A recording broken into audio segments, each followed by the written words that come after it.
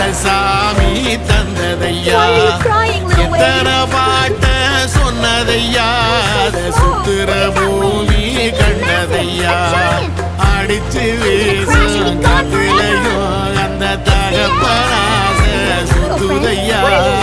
பிடிச்சு பூக்கும் விதையிலும் ஒரு வம்சத்து கதையே உள்ளதையா நூறு தலைமுறை சேர்ந்ததுக்கு நலம் இது பாறையா வாழும் வரையிலும் நீயும் விதைக்கிற கடமை இருக்கு கேளையா